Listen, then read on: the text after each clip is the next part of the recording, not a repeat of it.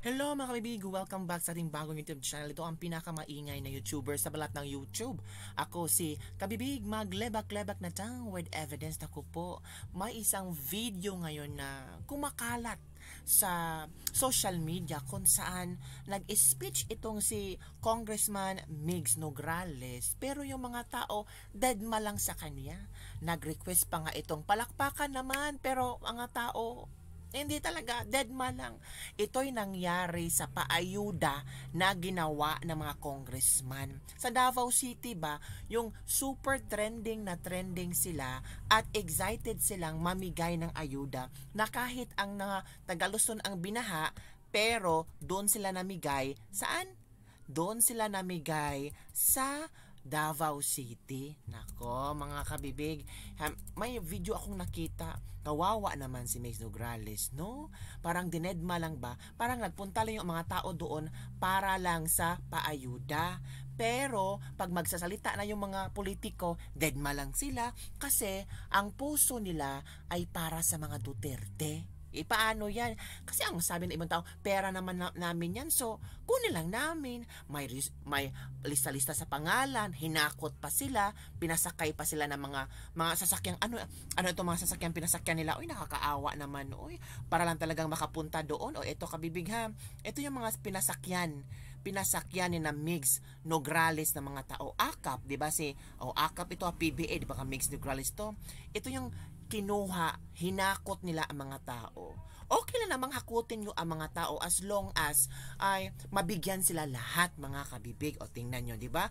Ang galing-galing nila. Akala namin ba yung mga tao pupunta talaga doon kasi from the bottom of their heart, they are supporting the congressman, they're supporting the speaker, pero hindi pala. O, tingnan yung mga tao, nahiya pa nga ang mga tao. O, tingnan mo, may nagka-cover pa ng folder kasi ayaw nilang makita. Pero grabe naman ha. Grabe kung manghakot kayo ng tao, make sure naman maganda yung pinasakyan ninyo. Tingnan nyo ito ba ang pwede nyong ma-afford na sasakyan para sa mga tao? Tingnan nyo ito lumang-luma. Diba? Ako, matitanos kayo dyan, matitano kayo dyan. Pero ang dami ang dami talagang hinakot nila in fairness. Pero itong mga taong hinakot nila, kabibig, hindi man lang na pumalakpak habang speech si Migs Nograles. Meron ako nakitang video, mga kabibig, na super duper speech talaga si Migs Nograles. Pero ang mga tao, deadma lang. Bakit? Kasi ang mga tao naghihintay sa ibibigay nila na ninatamba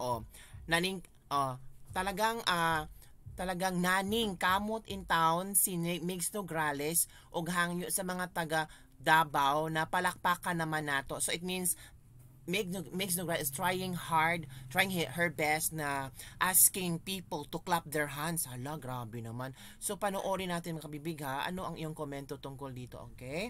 Ito, kabibig ha. Ito yung video. Kini paghatag ng ayuda wala ni kahit anong politika. Tabang ni sa mga taong bayan. Kaya nag-abot ng 250,000 beneficiaries ang bagong Pilipinas Servicio Care. 250,000 beneficiaries daw. Oo, hindi sila nang hakot, pero 2,500 beneficiaries para sa activity na ito. 250 beneficiaries ang makadawat sa ayuda ngayong buntada. Palakpakan naman nato. Palakpakan natin. Konti lang, no? Konti lang, palakpak. Ang 250 beneficiaries nito mag-abot ng 1.2 billion assistance gikan sa atong national government. Palakpakan na ang administration na ito.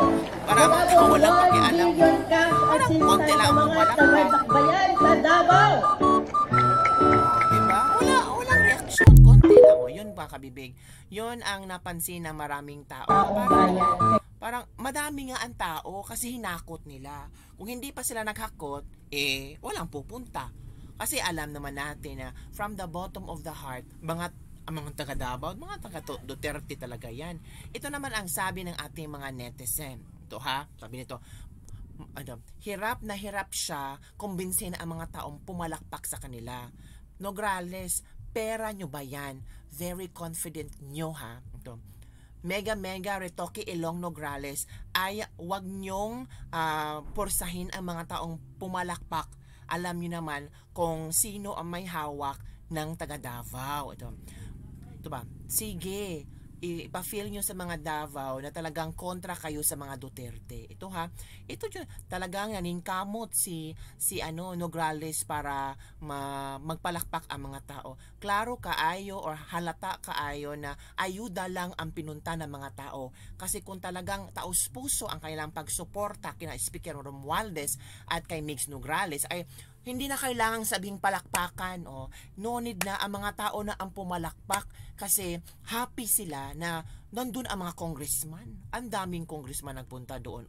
Blockbuster mga kabibig. Kaya nga sabi ni Romualdez ay 5,000 cash. 5 kilong bugas. Yun ang sinabi ni Speaker Martin Romualdez. May mga netizen na naalala pa rin ang kadramahan ni Migs Nograles noon. Ano yung kadramahan, kabibig? Sip-sip yan. Paepal yan. Sa panahon na ang mga Duterte pa ang nakaupo, nako, tilap aso yan ng mga Duterte. May post pa nga si Migs Nograles noon. Talaga, kabibig? Oo, may post si Migs Nograles tungkol kay VP Sara. Anong sinabi niya? This was July 19, 2022. Diba? I think this is during the inauguration to kasi ito yung suot ni VP Sara no inauguration pagiging presidente at vice president ni Bongbong at Sara. Sabi pa niya sabi ni Migs Nograles, "Hello po VP Sara Duterte Carpio and President Rodrigo Duterte. Ito na ang selfie na hindi galing screenshots." Wow. Baka ito yung selfie na ang plastiko. What a good day to be a Davaoenyo. I am always proud of my roots but today witnessing the inauguration of outgoing Davao City Mayor Inday Sara as the country's incoming Vice President, I am more proud and honored. Sigurado at kampante po ako na Inday Sara will do a great job as our VP. Wow!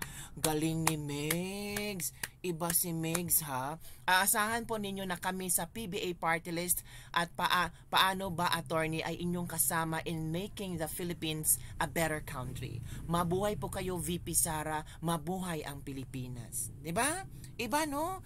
Talagang dito, nakita mo talaga na sobrang paghanga niya sa mga Duterte. Parang happy siya na naging vice presidente ang taga Mindanao, yung taga Davao. Pero ngayon, anong ginawa ni Migs? Di ba, kabibig? Anong ginawa ni Migs Nograles, mga kabibig? Kayo na magsabi, mga kabibig, kung ano ang ginawa ni Migs Nograles kay Sara Duterte. Di ba, iba?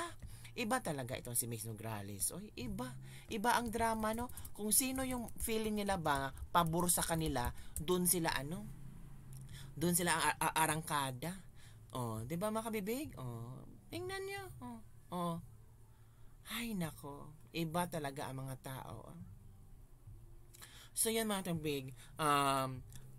Sabi na isang netizen, akala ko ba matapang ka, Migs Nograles? Bakit hindi mo kayang tanungin sa budget hearing si Inday Sara Duterte? Diba? Tapos itong si Migs Nograles, nako, ang kapatid ni Sara Duterte na si Pulong or si Baste? Si Pulong pala. Si Pulong Duterte, congressman. Anong sabi niya? Akala ko proud ka sa roots mo. Akala ko suportado mo ang VP Sara natin. Pero ano bang ginawa ni Migs Nograles? Pati mga Duterte kinontra na niya. Nako, eto makabibigyan. Balik tanaw tayo kung saan trending yung panahon na gusto ni Pulong ng hair follicle test at parang nasagasaan niya yata itong si Migs Nograles at ang grupo niya. Panoorin ulit natin, ha? Talagang trending to noon. Okay, let's watch this video. May pagkabungol din talaga itong si Margarita Ignacia Nograles. Paulo Duterte po ay nag-file ng bill para po sa mandatory random drug testing every 6 months for all elected and appointed government officials. Tapos meron din pong provision doon for voluntary drug testing for everyone running in elections. Ano pong masasabi niyo doon? Maybe we can start with Kong Mix as Vice Chair po of the Civil Service and Professional Regulation Committee. Ang linaw ng tanong ng journalist. Ito ay tungkol sa House Bill number 10744 ni Paulo Duterte. Ito ay tungkol sa mandatory random drug testing for elected and appointed official every 6 months at voluntary random drug testing para sa mga kakandidato for any electoral post within 90 days prior to the election day. Ulitin natin. Mandatory for elected and appointed official while voluntary naman sa mga kandidato. Ito ang sagot ni Mix Nograles. There is a Supreme Court case already that deemed unconstitutional a mandatory mandatory drug testing if it's going to be deemed included as one of the qualifications for official candidate kasi constitution naman naglalagay nun. So, anong relasyon ng sinabi mo, Mix Nograles, sa House Bill na to na tinanong sa'yo ng journalist? Sinasabi ni Mix Nograles na meron daw Supreme Court decision na nagsasabi na unconstitutional ang mandatory drug testing as one of the qualification para sa isang kandidato. However, dito sa House Bill number 10744, para sa mga kandidato, it is not mandatory. It is voluntary. So, paano naging relevant yung sinasabi ni Mix Nograles about sa mandatory drug testing sa mga candidate dito sa House Bill na to na voluntary lang siya? Eto pa.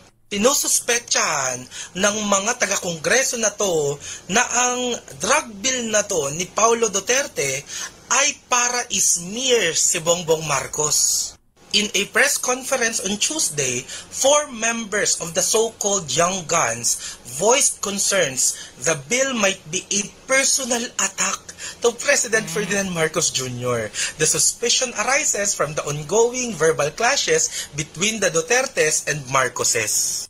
When in fact, malinaw na malinaw sa tanong ng journalist at dito sa House Bill na to ay ito ay para sa lahat ng elected and appointed officials. Hindi lang si Bongbong Marcos, kundi even ang mga Duterte ay subject dito kapag naipasa ito. At hindi nito targeted si Bongbong Marcos. Targeted nito na malaman kung meron ba sa ating mga elected and appointed officials ang nagda-drugs. Paano to naging smear attack kay Bongbong Marcos? Nagda-drugs ba siya?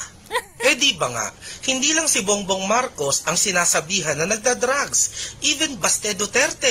So eto na yung chance nyo para mapatunayan kung nagda-drugs ba talaga si Baste Duterte. Support this bill.